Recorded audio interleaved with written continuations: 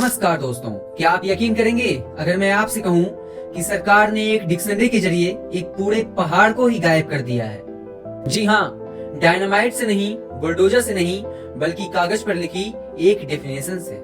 दुनिया की सबसे बड़ी पर्वत श्रृंखला अरावली, जो हिमालय से भी पुरानी है, उसे आज खतरे में डाल दिया गया है। और वजह एक नया नियम जो कहता है कि अगर कोई पहाड़ी 100 मीटर से 1 इंच भी छोटी है तो वो पहाड़ी ही नहीं है। इसका मतलब है कि राजस्थान और हरियाणा की 90% अरावली अब माइनिंग माफिया के लिए खुली तिजोरी बन सकती है। अगर यह हुआ तो दिल्ली और राजस्थान रहने लायक नहीं बचेंगे, वो रेगिस्तान बन जाएंगे। लेकिन रुकिए, कहानी अभी खत्म नहीं हुई। कल यानी 29 दिसंबर 2025 को सुप्रीम कोर्ट ने खुद इस मामले में दखल देने का फैसला लिया है। आखिर यह 100 मीटर का खेल है क्या, इसके पीछे कौन है और इसका आपकी सांसों और पीने के लिए पानी पर क्या प्रभाव पड़ेगा, आज के इस वीडियो में आइए गहराई से समझते हैं अरावली के गायब होने की कहानी।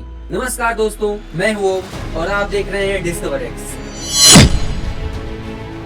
सबसे पहले समझते हैं कि आखिर हुआ क्या है। नवंबर 2025 में सुप्रीम कोर्ट ने पर्यावरण मंत्रालय MOEFCC की एक कमेटी की सिफारिश को मान लिया। इस सिफारिश में अरावली पर्वत की एक नई परिभाषा, एक नई डेफिनेशन तय की गई। यह नई डेफिनेशन कहती है कि अरावली पर्वत तभी माना जाएगा जब इसकी ऊंचाई 100 मीटर से ज्यादा होगी और यह ऊंचाई समुद्र तल से नहीं बल्कि लोकल रिलीफ यानी आसपास की ऊंचाई से नापी जाएगी। अब आप सोचेंगे, ओम इसमें प्रॉब्लम क्या है?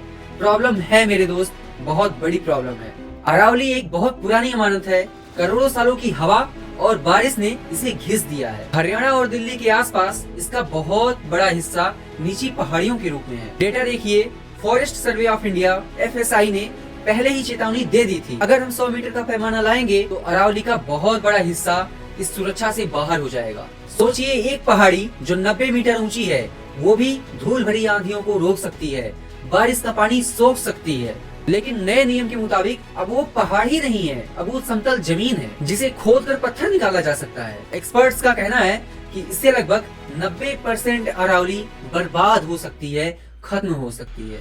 अब आप पूछेंगे, पहाड़ ही तो कट रहे हैं, इससे हमारी लाइफ पर क्या प्रभाव पड़ता है? फर्क पड़ता है, बहुत बड़ा फर्क। पहला फर्क है पानी।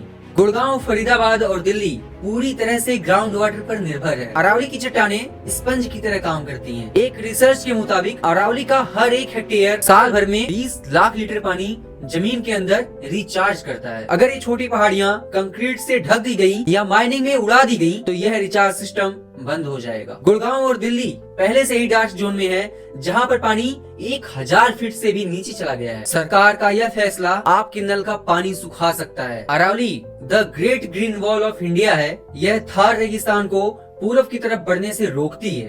अगर अरावली में छेद हुए तो राजस्थान की धूल सीधे उड़कर दिल्ली, हरियाणा और यहाँ तक कि पंजाब के जालंधर तक पहुँचेगी। सर्दियों में जो प्रदूषण हम देखते हैं वो और भी जानलेवा हो जाएगा, क्योंकि धूल और पराली का धुआं मिलकर एक टॉक्सिक कॉकटेल बना देगा। और तीसरा असर पहुंचेगा वाइल्ड लाइफ पर। आप अक्सर खबरों में सुनते हैं कि तेंदुआ गुड़गांव की सोसाइटी में घुस गया है।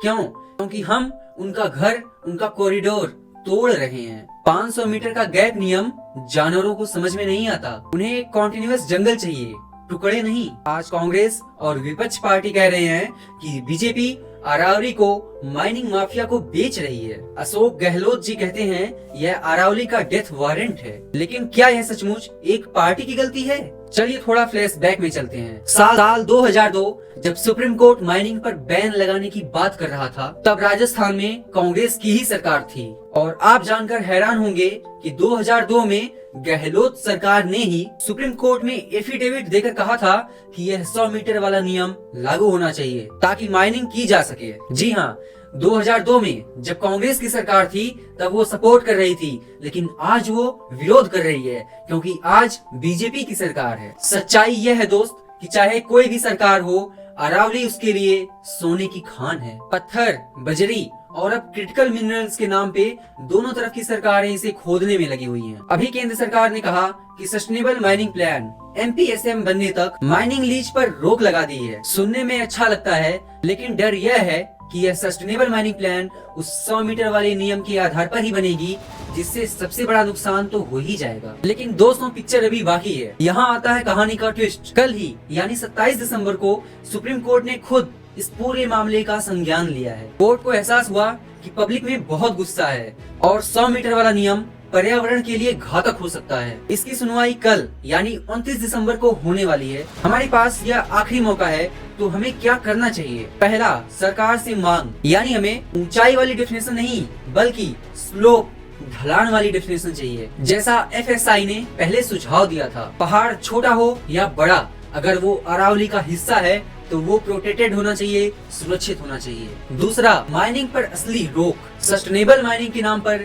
जंगलों को काटने की अनुमति नहीं मिलनी चाहिए। और तीसरा, आपकी जिम्मेदारी।